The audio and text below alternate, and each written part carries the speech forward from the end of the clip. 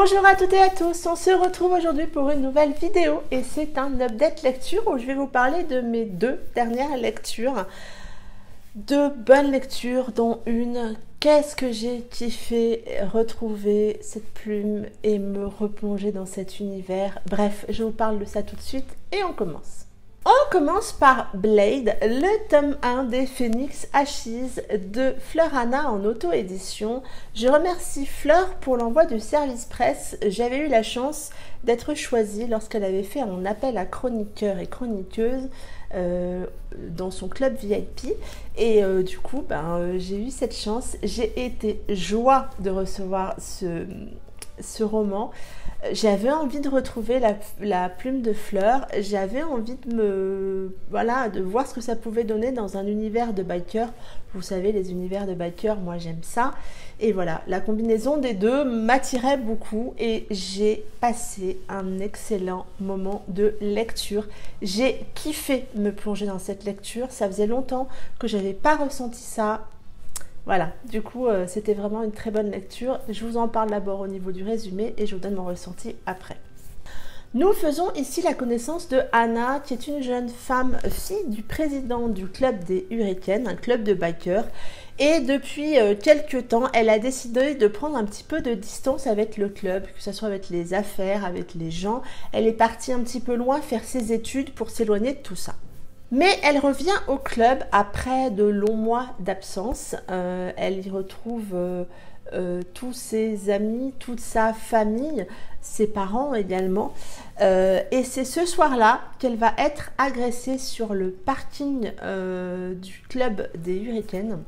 Une agression extrêmement violente, elle est blessée, elle rentre dans le club où on la retrouve.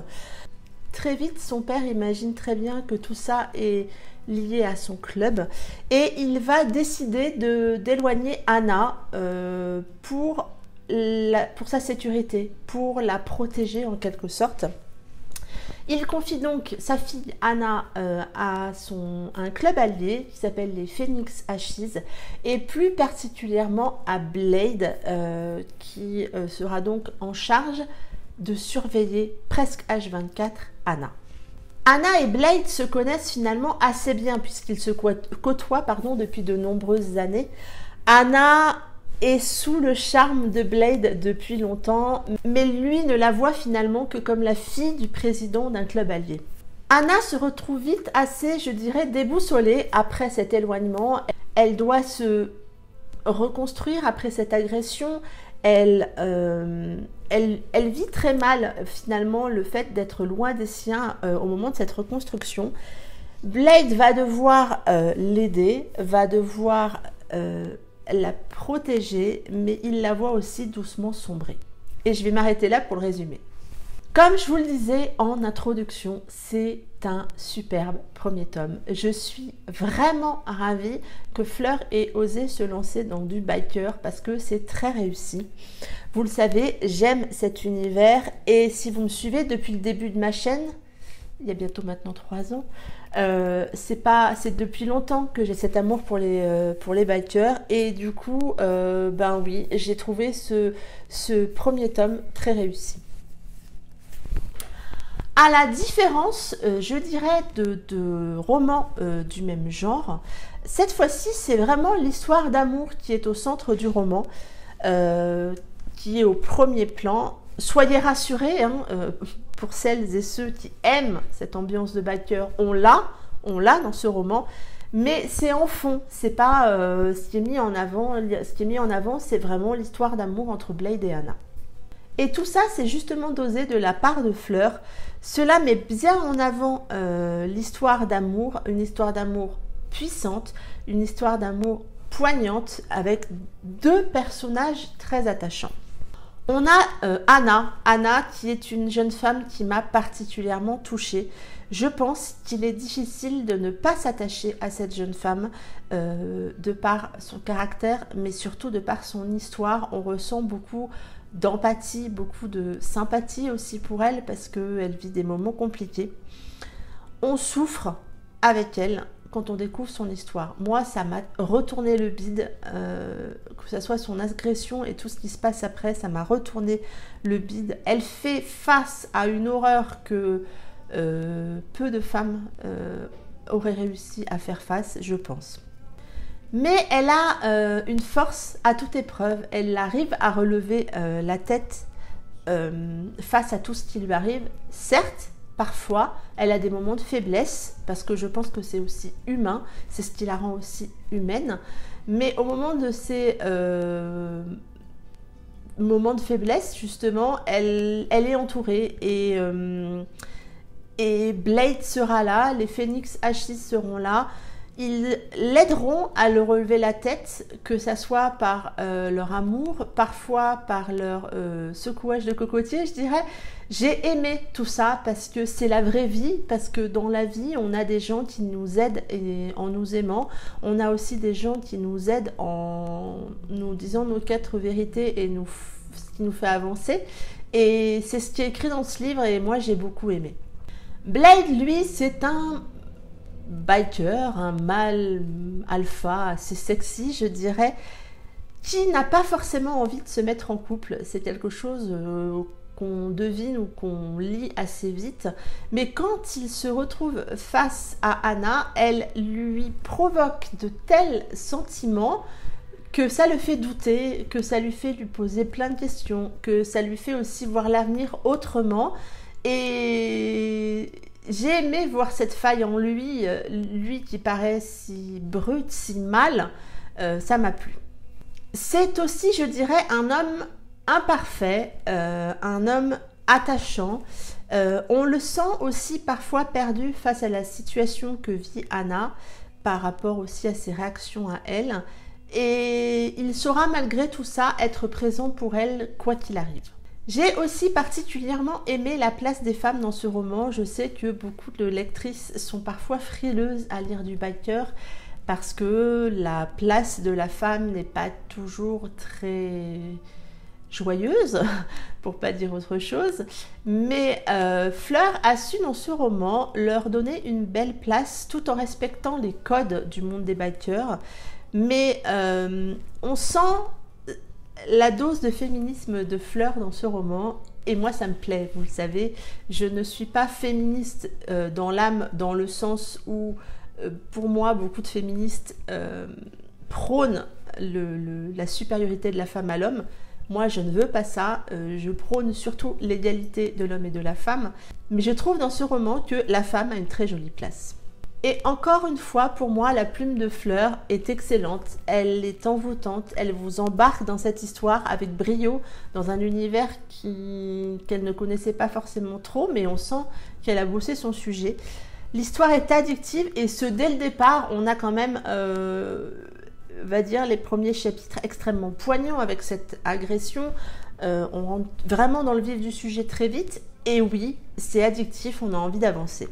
J'ai vraiment hâte de lire la suite de ce roman qui sera sur d'autres personnages. Là, on a vraiment une fin à cette histoire. C'est un roman que je vous recommande, que vous soyez une adepte des univers de bikers ou que vous n'en lisez pas et que vous avez envie. Celui-ci peut être aussi un très bon roman pour commencer à découvrir cet univers des bikers. Je lui ai mis la note de 18/20 et j'ai vraiment passé un très bon moment en le lisant. J'ai ensuite lu le tome 1 de OPEX. Ce tome 1 s'intitule Un pari à gagner de Julie Christol. Donc là, c'est le tome 1 d'une duologie. Dans le monde militaire, même si ce premier tome, pour moi, est plus introductif que sur une romance militaire, mais je vous dirai un petit peu plus après.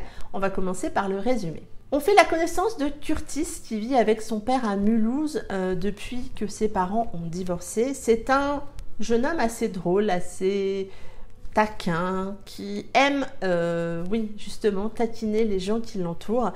Et c'est ce qu'il fait avec son père quand celui-ci va décider à lui présenter une femme qu'il côtoie depuis quelque temps. C'est ainsi que Curtis va voir arriver dans sa maison et qui va voir emménager dans sa maison Jennifer et sa fille Millie qui vont venir s'installer à la maison suite justement à cette relation qui se met en place. Milly, elle, qui fait des études à Lyon, ne revient finalement pas très souvent à Mulhouse et donc ils vont se voir tous les deux de manière assez sporadique, je dirais. Dès le départ, Milly lui dit, suite à quelques taquineries de Curtis, elle lui dit que entre elle et lui, rien ne sera possible puisqu'ils sont frères et sœurs. Pas de sang, mais elle considère Curtis un peu comme son petit frère. Elle le trouve vraiment très immature. Ils sont très différents de caractère. Tout les oppose, mais pourtant, Curtis est très attiré par Milly depuis le début. Et au fil des mois et des années, ce sentiment perdure. Sentiment qui ne semble bien évidemment apparemment pas partagé. Mais Curtis est prêt à tout pour montrer à Milly qu'il est un homme, puisque c'est un des reproches qu'elle lui fait. Et je vais m'arrêter là pour le résumé. Comme je vous le disais tout à l'heure, avant de vous parler du résumé de l'histoire, OPEX est une romance militaire, mais ce tome 1 est surtout le tome qui met en place l'histoire, puisqu'on a ici deux personnages assez jeunes, entre 16 pour Curtis et 19 pour Milly au début du roman. Et j'avoue que j'ai eu un petit peu de mal à me mettre dans l'histoire, à rentrer dans l'histoire, avec surtout sur la première partie du roman qui m'a semblé un petit peu longue. Je pense que ça vient du fait aussi qu'ils sont extrêmement jeunes et que j'ai eu du mal du coup un petit peu à m'identifier. Ce qui fait que j'ai eu du mal aussi à m'attacher. Et puis au milieu du roman, ça s'accélère et ça fait du bien. C'est une seconde partie plus entraînante, avec plus d'action, plus de rebondissements aussi entre les personnages. Même si, je l'avoue, Milly m'a fait lever les yeux un nombre incalculable de fois, j'ai trouvé Curtis assez attachant. Il sait ce qu'il veut et il m'a particulièrement touchée parce qu'il ne lâche pas l'affaire. Il est, en étant si jeune, il est si sûr de ses sentiments et il est tellement prêt à faire tout ce qu'il peut, ce qu'il veut pour atteindre son objectif que j'ai trouvé ça particulièrement touchant.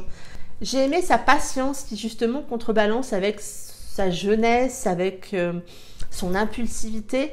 Sur cet objectif-là en particulier, il est extrêmement patient et ça m'a plu de voir ce doux contraste. C'est un tome 1 qui m'a plu. Certes, j'ai un petit bémol sur la première partie. Ça reste, je pense, un tome presque introductif par rapport au tome 2. Je suis certaine que le tome 2 va être beaucoup plus centré sur la partie romance militaire, ce qui va moi plus me parler. Je pense que je vais le lire très prochainement pour pouvoir justement savoir un peu la suite. J'ai aimé la seconde partie de ce roman où il y a plus de rebondissements. J'ai mis à ce tome 1 la note de 15/20. Je vais lire prochainement le tome 2 et je viendrai vous en reparler sur la chaîne. Ça en est tout pour cette vidéo, j'espère qu'elle vous aura plu. Est-ce que vous avez lu ces deux romans? Et si oui, dites-moi tout en commentaire, je me ferai un plaisir de vous répondre. N'hésitez pas à vous abonner à la chaîne et surtout à mettre un petit pouce pour la vidéo parce que c'est ce qui fait connaître les vidéos sur YouTube et qui fait un petit peu découvrir notre chaîne. En attendant, je vous souhaite un très bon week-end, de belles vacances pour celles et ceux qui ont la chance d'en avoir et je vous dis à bientôt pour une prochaine vidéo. Bye bye!